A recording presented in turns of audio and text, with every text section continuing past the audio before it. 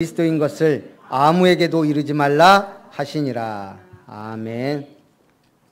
네, 한번 따라합니다. 예수는 그리스도 내 인생 모든 문제 해결자입니다. 예수는 그리스도 내 인생 모든 문제 해결자입니다. 다시 한번 따라합니다. 예수는 그리스도 모든 문제 해결자. 끝. 아멘. 예수는 그리스도 모든 문제 해결자. 끝. 아멘.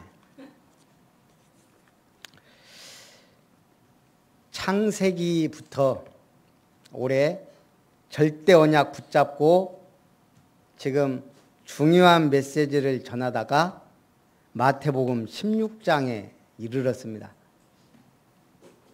우리 신화원 렘넌트가 내 집 교회 나도 하겠습니다. 그러면서 반석교회로 이름을 짓고 마태복음 16장 18절 말씀을 성구로 내놨어요.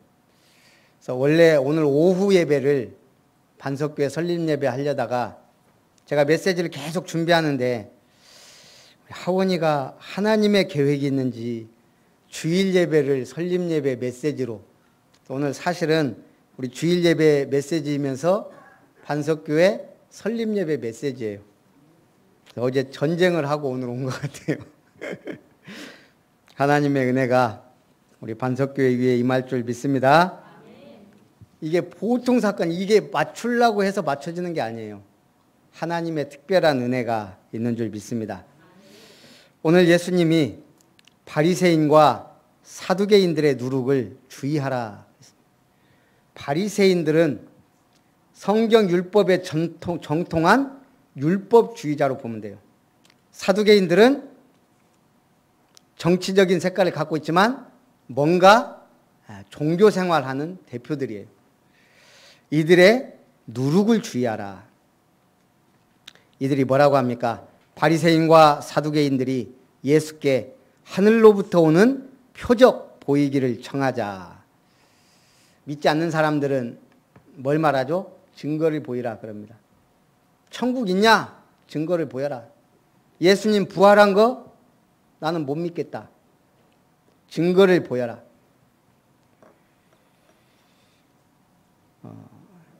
여러분 혹시 태어날 때 태몽 꾸셨어요? 태몽? 태몽 꾸신 분 한번 손 한번 살짝 들어보세요. 다들 별 볼 일 없는 분들이구나. 예? 아니 어른들이 얘기해 주잖아요. 너는 무슨 태몽을 꿨다. 제가 알기로 큰 인물들은 다 태몽을 꾸더라고요. 저도 태몽 꿨는지 안 꿨는지 모르겠어요. 저는 원래 목사 될 사람이니까 그렇다 쳐도 여러분들 아름다운 게 성도들 되려고. 석가모니 같은 경우는 어땠을까요?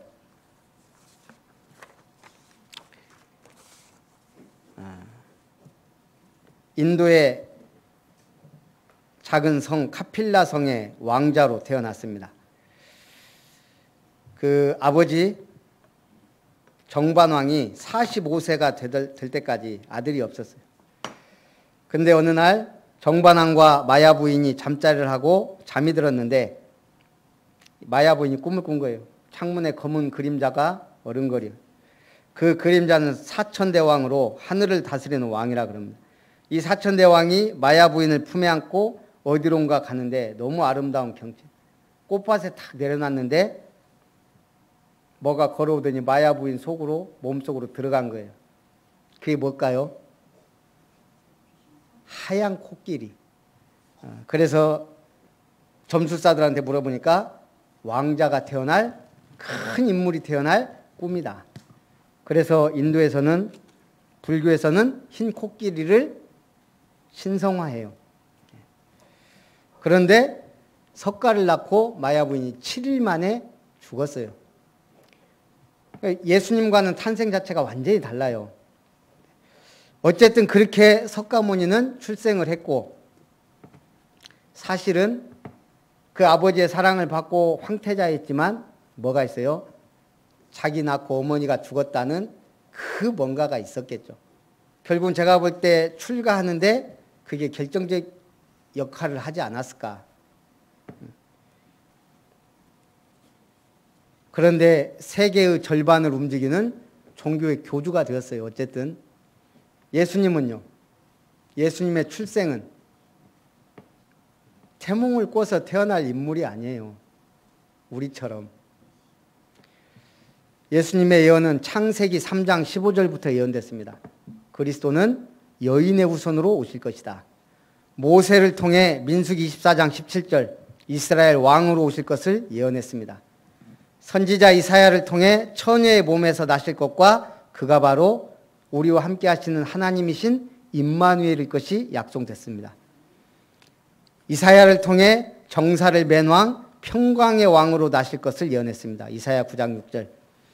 이사야를 통해 다윗의 혈통으로 이새의 뿌리에서 줄기에서 날 것이 약속됐습니다. 이사야 11장 1절.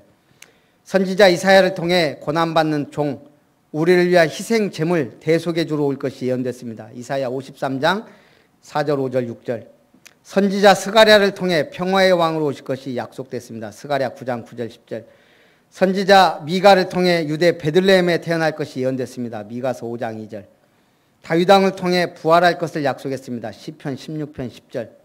때가 되어 그 약속이 이루어졌다고 갈라디아 4장 4절 5절에 말했습니다. 그리스도가 탄생할 때는요. 제사장 사가랴에게 그리스도의 증거자로 세례 요한의 탄생을 예고했습니다. 천사가 마리아에게 나타나 그리스도 탄생을 예고했습니다. 천사가 요셉에게 나타났고 목자들에게 전하였습니다. 동방 박사들이 탄생한 그리스도께 경배하고 세상에 알렸습니다. 랍비 시몬이 그리스도 탄생을 축하합니다. 여선지 안나가 결혼한 지 7년째 과부가 되고 평생 성전에서 기도하다가 아기 예수님을 안고 축복하고 세상에 알렸습니다. 예수님의 탄생은 창세전부터 예언된 얘기요. 정확하게 예언됐고 기록된 대로 오신 그리스도란 얘기예요. 석가는 위대하지만 믿음의 대상이 아니란 얘기예요. 종교는 사람이 만든 것이고 복음은 하나님이 찾아오신 거예요. 분명히 유대인들은 표적을 보여달라는데 이 정도 표적이면 이걸 안 믿은 거예요. 약속대로 오신 그리스도가 예수라는 것을 안 믿었다 이 말이에요. 여러분은 믿어서 이 자리에 있는 줄 믿습니다.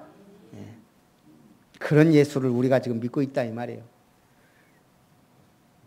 드디어 제자들이 바리새인과 사두개인들의 교훈을 삼가라고 말씀하신 줄 깨달았습니다. 바리새인과 사두개인들의 교훈은 뭐예요? 하나님의 말씀은 믿지 않고 지식만 쌓여서 율법과 경건을 강조하고 인간의 행위를 강조하고 도덕 윤리를 복음보다 더 위에 두고 하나님의 말씀보다 위에 두고 장로들의 전통이 하나님의 말씀보다 더 믿음보다 더 위에 있는, 그래서 하나님의 뜻을 모르게 하는 종교 생활을 주의하라는 거예요. 여러분들이 교회를 오래 다니다 보면 자칫 종교 생활에 빠져요. 또 신앙생활을 우리가 대충 하다 보면 이거는 종교도 아니고 복음도 아니고 이상하게 흘러가요. 올바른 신앙생활 참된 응답 누리시기 바랍니다. 첫 번째, 그래서 예수는 그리스도이심의 비밀을 가진 자예요. 예수께서 빌립보 가이사랴 지방에서 제자들에게 묻습니다. 빌립 왕이 가이사랴 황제에게 바친 지명이에요. 그러니까 뭐예요? 황제의 도시예요. 황제의 도시. 거기서 예수님이 갈릴리에서 유대 쪽으로 내려가시면서 굳이 다른 방향에 있는 이 지역을 방문하신 거예요. 가이사랴 빌립보 가이사랴 지방.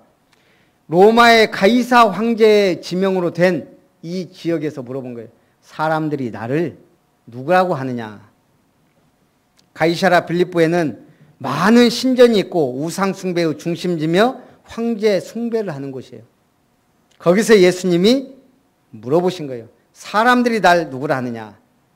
그때 제자들이 말합니다. 사람들이 예수님을 더러는 세례 요한, 더러는 엘리야, 더러는 에레미야라고 또한 선지자 중에 하나라고 말합니다.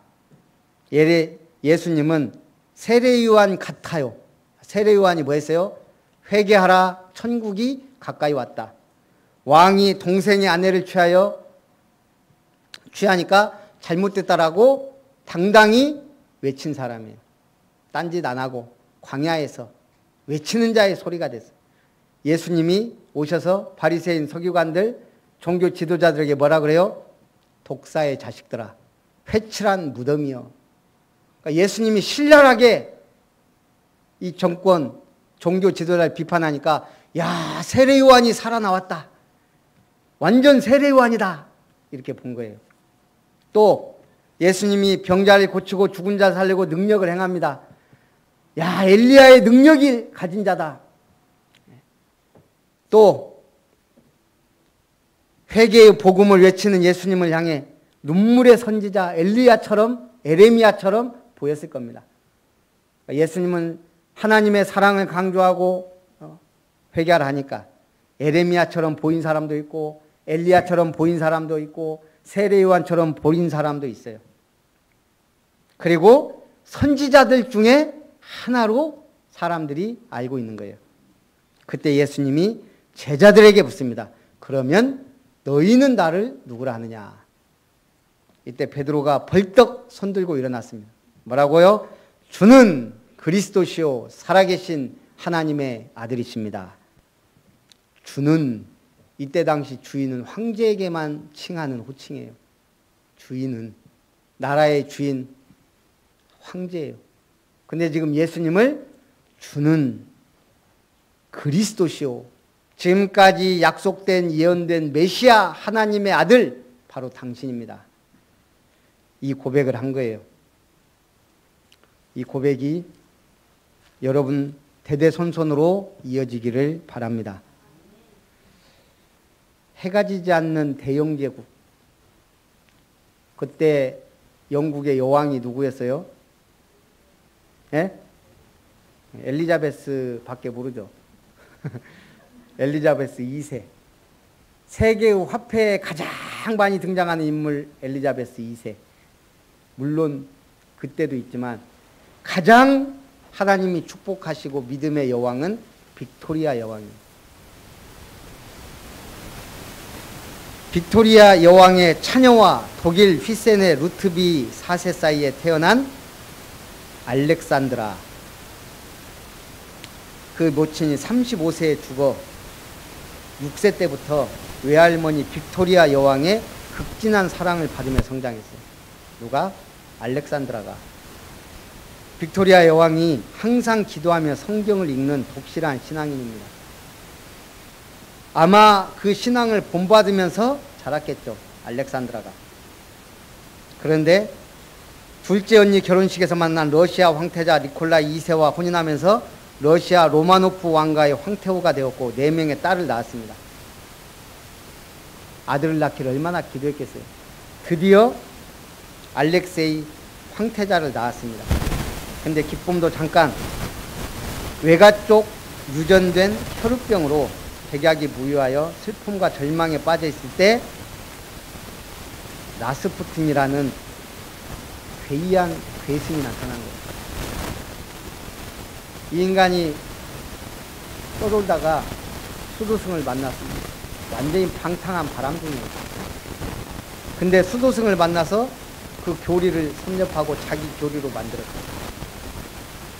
그러다가 황태자가 아프다는 걸 알고 자기 소문을 막 퍼뜨린 거예요. 능력이 있다고.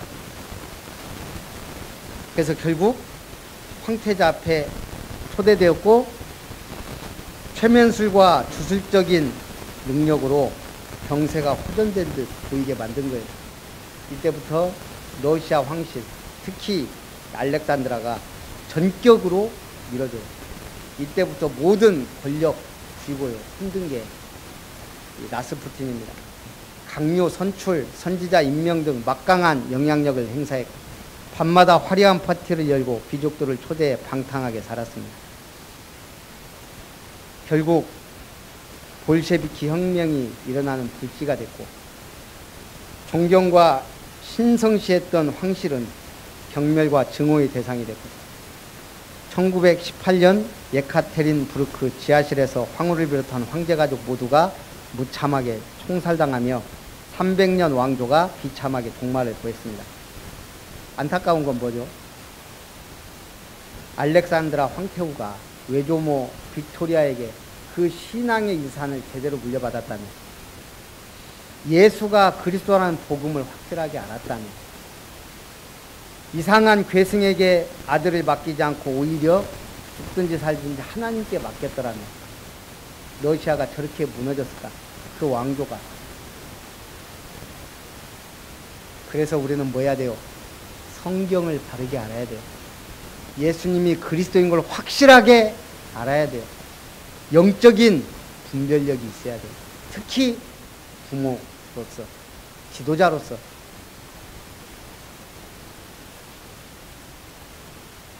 그래서 두 번째, 그리스도의 교회를 세우는 자입니다.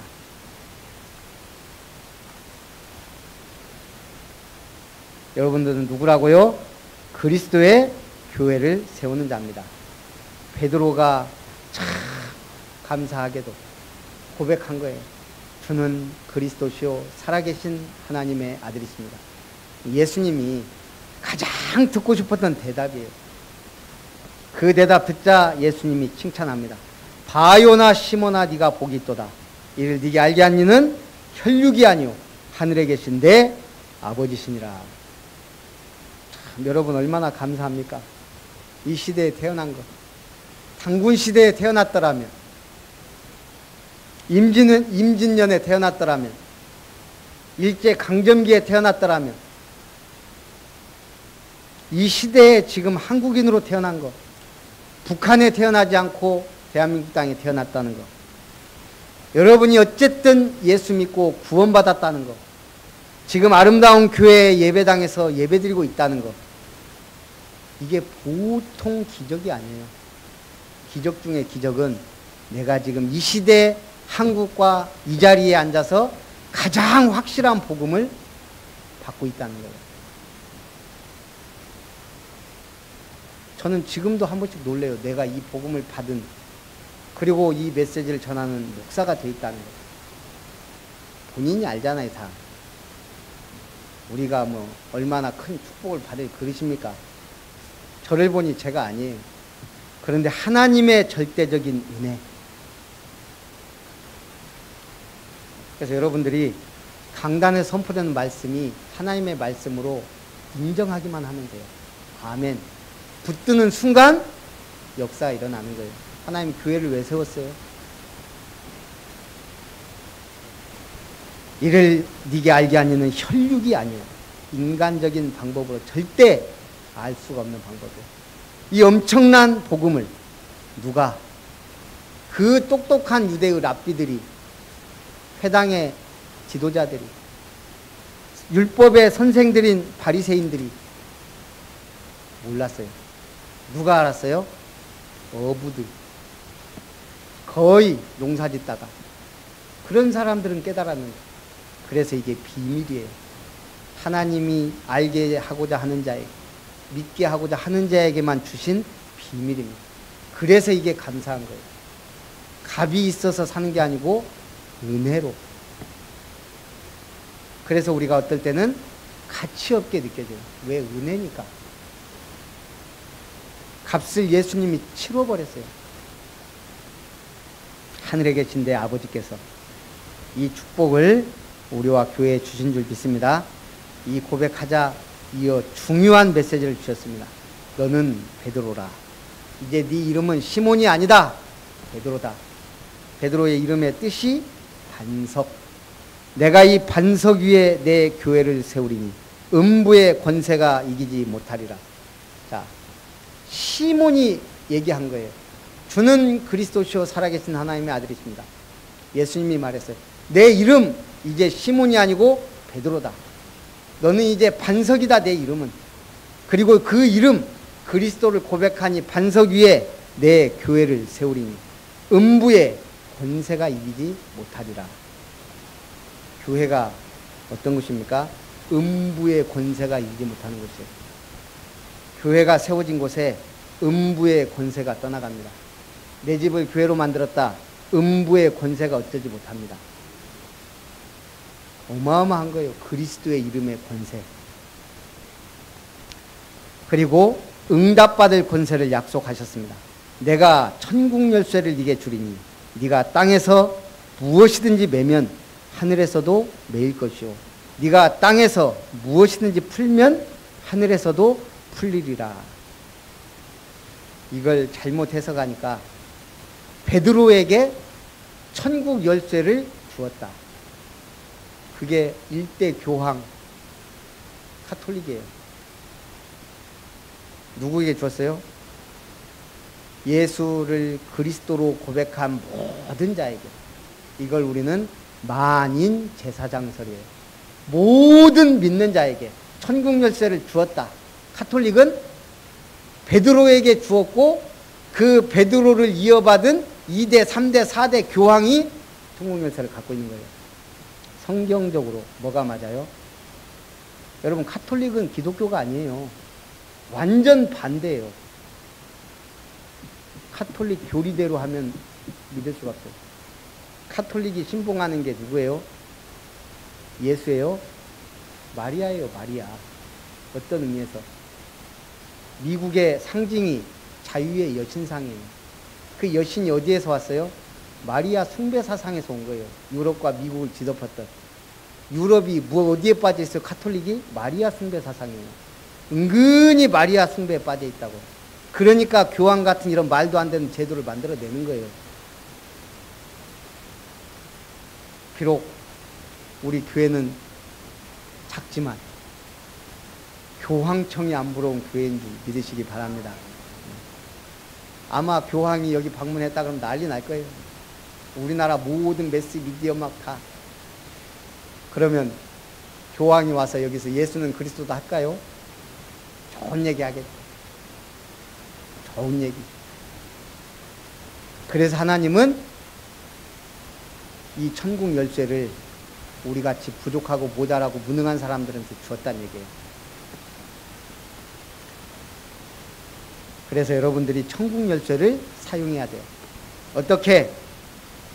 복음을 위한 기도, 언약이 성취되기를 원하는 기도, 교회를 위한 기도, 렘넌트를 위한 기도, 237 선교를 위한 기도, 중요한 기도를 해야 하나님이 중요한 축복을 주세요. 그리스도의 반석 위에 세워진 교회를 통해 흑암이 꺾입니다. 천국 비밀이 증거됩니다. 그리고 우리는 이 권능을 누리도록 역사하십니다. 결론입니다. 그리스도의 교회를 세우라. 인자가 아버지의 영광으로 그 천사들과 함께 올 때 각 사람이 행한 대로 갚으시리라. 믿음대로 됩니다. 여러분 행한 대로 상급이 준비되어 있습니다. 인자가 왕권을 가지고 세상 끝날까지 함께 하십니다. 내게 주신 것으로 교회를 든든히 세우시기 바랍니다. 살아계신 하나님 감사합니다. 절대 언약 붙잡고 그리스도의 교회를 세우라는 천명 주심을 감사합니다. 예수가 그리스도임을 고백한 모든 자들의 그 가정과 산업 위에 내 집 교회를 세우고 흑암을 꺾으며 생명권의 역사를 일으키며 구원의 길을 선포하며 하나님께 영광 돌리는 모든 아름다운 성도들 되게 하옵소서. 주 예수님의 이름으로 기도하옵나이다. 아멘. 받으신 말씀과 은혜를 생각하면서